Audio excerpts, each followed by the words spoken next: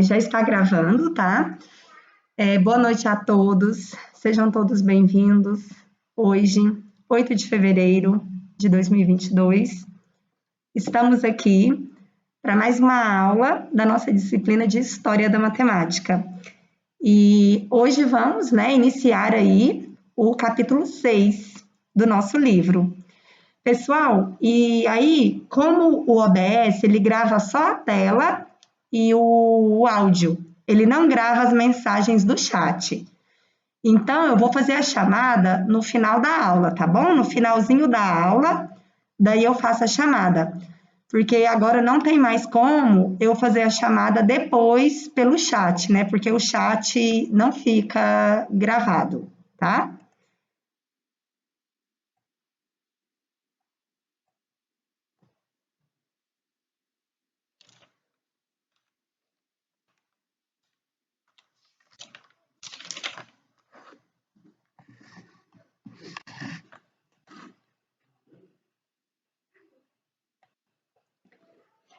Então, o nosso capítulo 6 do nosso livro, né? O livro Introdução à História da Matemática, o capítulo 6 tem como título, né, os episódios aí do século 18 e 19. Na semana passada, nós, né, os rapazes aí, né, finalizaram também o capítulo 5. E o capítulo 5 tinha como tópico, né, do Renascimento Europeu ao cálculo. Então, foram aí vários tópicos contando todo esse contexto histórico e social, né? E o nosso colega, né, a Wesley Alves, né, fechou tão bem ali, né, o capítulo 5, falando, né, daquela disputa ali por quem de fato criou, né, criou ali o cálculo, né? Então, galera, esse capítulo 6, ele vem para fechar essa história, porque a nossa disciplina, o nosso livro, ele conta isso, né? É a introdução da história da matemática. E os últimos acontecimentos estão relatados nesse capítulo 6, que tem como tema, né, aí, episódios do século 18 e 19, tá? Então, a gente vai ver o que aconteceu aí até os dois últimos séculos atrás, né? Estamos aí no século 21, então a gente vai ver o que aconteceu aí, né? Nos 3 séculos atrás, século 18, e nos 2 séculos atrás, século 19. Os objetivos desse capítulo, né, são 3. O autor traz para a gente aí 3 objetivos, né? Que o primeiro é compreender a evolução do cálculo diferencial no período subsequente à sua criação. Entender, porque a gente sabe que ele foi criado, né, no século passado, né, aí nesse período, final do século XVII, início do século XVIII, que ele foi criado conforme contado para a gente, né, no capítulo 5. Então, o primeiro objetivo desse capítulo é a gente entender essa evolução do cálculo. O segundo objetivo é entender os esforços empreendidos no século 18 e 19 em busca do rigor ao cálculo. E o terceiro objetivo, né, é compreender a evolução da concepção da geometria no século 19. Essa aí já é a última parte do capítulo 6. Então, vamos para a introdução. A introdução ela é bem histórica, tá? Ela é bem histórica, a gente vai falar aí da Revolução Industrial, que marcou imensamente aí esse período.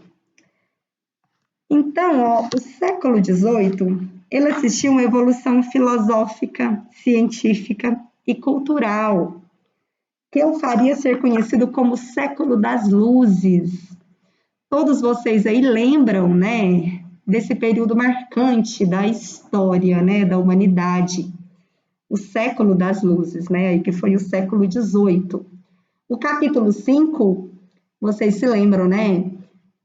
Refletiu muito sobre tantos problemas, né, que a Europa enfrentou, né?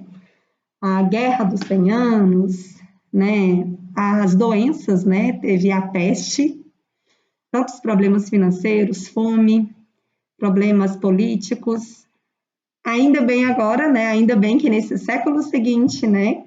Do qual a gente está falando, século XVIII, é o século das luzes, né? Devido aí a essa grande evolução que houve nessa época, né? Uma evolução filosófica, científica e cultural. Por isso, esse nome de século das luzes. Então, devido a isso, instituiu-se entre os pensadores a crença, né, do poder da razão como fonte de transformação da sociedade. As ideias liberais e democráticas, né, ganharam espaço e culminaram no final do século, né, as revoluções americana e francesa. Também, nesse mesmo século, no século XVIII, teve início um período de transformações econômicas que marcaram profundamente as sociedades ocidentais, que é a chamada de Revolução Industrial. Todos vocês se lembram também desse grande marco aí da história, né? A Revolução Industrial. Em que se constituiu, né? Essa revolução, o que foi a Revolução Industrial? Ela se consistiu, olha, na redefinição dos métodos de produção, através da inserção da tecnologia, né? Houve tanto avanço tecnológico, né, e acompanhado aí da intensificação do comércio e da evolução também dos meios de transportes, né? Então, a Revolução Industrial foram 3 grandes marcos que marcaram ela, né? Primeiro, o grande avanço na produção através da tecnologia. Nesse período, né, que a tecnologia chegou, e chegou para dominar, para melhorar, para produzir muito, muito mais. O segundo grande marco foi o comércio. Como a produção aumentou intensamente, consequentemente, o comércio melhorou muito, muito. E como o comércio melhorou, também melhorou, pessoal, né? Houve aí uma grande evolução nos meios de transporte. Então, era uma cascata. Cada setor ia aumentando, ia crescendo, ia surgindo, e assim também outros setores iam surgindo e intensificando. Então, a Revolução Industrial, ela teve início na Inglaterra, né? Ela espalhou-se ao longo do século XIX para outros países também da Europa Ocidental. E essa Revolução Industrial, ela proporcionou um aumento global da renda e um processo de urbanização acelerado. Então, houve um grande processo aí de urbanização nas cidades. E isso resultou no aparecimento de muitas cidades. Novas tecnologias e processos transformaram muitas áreas da produção. Em particular, agora um fator que tem muito a ver com a evolução da matemática, que foi a produção de papel. A produção de papel e a indústria, né, da impressão se beneficiou muito desses avanços, que proporcionou uma significativa redução do custo do material impresso. E isso abriu a possibilidade de massificação do acesso a livros e jornais. Então, esse fator ajudou muito, pessoal, muito mesmo, né, aí a evolução da matemática. Por quê? Porque um dos problemas que a evolução da matemática enfrentava era justamente, né, como registrar, né, aí os estudos matemáticos, como registrar, como transmitir os conhecimentos já alcançados, porque antes se utilizava, né, aquelas técnicas mais primitivas para registrarem. Então, com a Revolução Industrial, o preço do papel abaixou muito, e a produção de papel intensificou muito. E com isso facilitou muito aí, né, o acesso de livros e jornais. Envolvendo aí, né, quando a gente fala livro, de todas as áreas, né, da ciência. Então, o triunfo da tecnologia, né, apontado pela Revolução Industrial, teve o efeito de valorizar a matemática. E como a ferramenta, né, colocando essa disciplina em destaque, a nossa matemática, como consequências para o ensino e sua pesquisa. E com todo esse avanço, né, nesse século XVIII, os governos começaram a atuar sistematicamente no fomento da ciência. Então, houve esse despertar e esse interesse aí por parte dos governantes. Então, eles começaram a dar valor na ciência. Eles começaram a atuar, investir e apoiar a ciência. E, nesse sentido, os governantes começaram a ocupar o lugar dos mecenas. Quem eram os mecenas? A história nos conta, né, que antes, né, nesse período, antes dos governantes darem todo esse apoio para, né, as produções culturais, científicas, artísticas, quem apoiavam eram os mecenas. Mecenas eram pessoas ou entidades que patrocinava seja instituições de ensino, né, pesquisa, instituição artística, cultural. Então, como os governos começaram, né, a apoiar, e eles ocuparam, então, o lugar desses mecenas. Então, pessoal, no decorrer dos anos, né, desse século XVIII, a comunidade científica tomou iniciativas para se organizar através da criação de academias de estudos. Então, houve a criação de inúmeras academias voltadas para a ciência. E essas academias de ciência, né, se multiplicaram aí por esses dois séculos, 18 e 19, e passaram a ter um papel ativo na vida científica, estimulando a colaboração e a divulgação aí de novas ideias e teorias.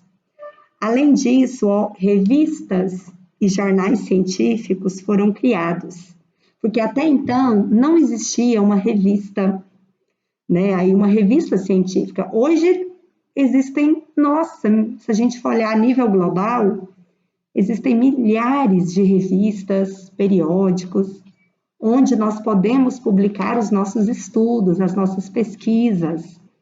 Nessa época não existia, foi nessa época, né? Foi nessa época que surgiu aí as primeiras revistas científicas, né? As primeiras revistas e jornais científicos, onde os pesquisadores de todas as áreas puderam publicar, né, as suas pesquisas, os seus estudos. Antes de 1700, né, antes aí do século XVIII, pessoal, olha, apenas 17 periódicos publicavam artigos de matemática, eram muito poucos, né? E esse número subiu para 210 no século XVIII e para 950 no século XIX, ou seja, foi só aumentando, né, aí o número de periódicos, né, publicados. E nesse período foram criados dois jornais, né, os mais principais aí da época. Foi um jornal fundado na cidade de Berlim, um jornal da área de matemática, tá? Pessoal, eu não vou saber soletrar porque está em alemão, tá bom? Mas depois vocês olhem lá no livro, tem o nome desse jornal. Como está em alemão, eu não vou saber soletrar aqui, tá? Mas é um jornal alemão. E também um jornal francês. Então, esses dois países, a Alemanha e a França, criaram os dois principais jornais de matemática, tá? E o seguinte, foi no ano aí de 1809 até 1882. E esses jornais, né, O curioso, pessoal, é que eles mantêm o seu lugar até hoje. E eles, pessoal, eles ainda existem até hoje, esses dois jornais, esse Jornal de Matemática da Alemanha e esse Jornal de Matemática da França. Eles existem até hoje e, além disso, eles são um dos principais do mundo até hoje, tá?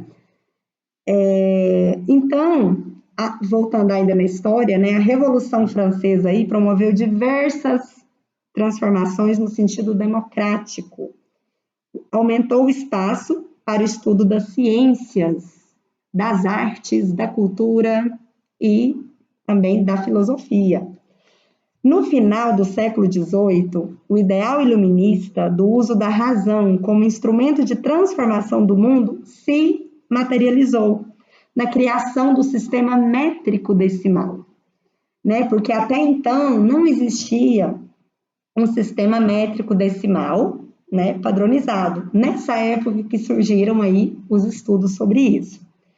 Então, um sistema de pesos e medidas simples e preciso, ou baseado no princípio de lógica e fenômenos naturais, né, foi desenvolvido com a função de substituir os anteriores, né, que não eram tão precisos. Pessoal, já estou terminando aí a parte da história, né? Então, em 1799, a Comissão de Matemáticos propôs um sistema métrico decimal. Como que era esse sistema que eles propuseram? O metro padrão foi tomado como a 10ª milionésima parte da distância entre o Equador e o Polo Norte. E esse sistema tornou-se obrigatório a partir de 1837. Então, essa foi a medida padrão que eles adotaram. No século XIX, na Europa Ocidental, ocorreu um expressivo processo de expansão.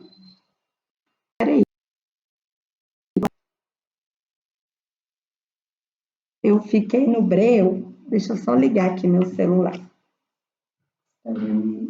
Acho que a energia da minha casa caiu. Espera aí um pouco.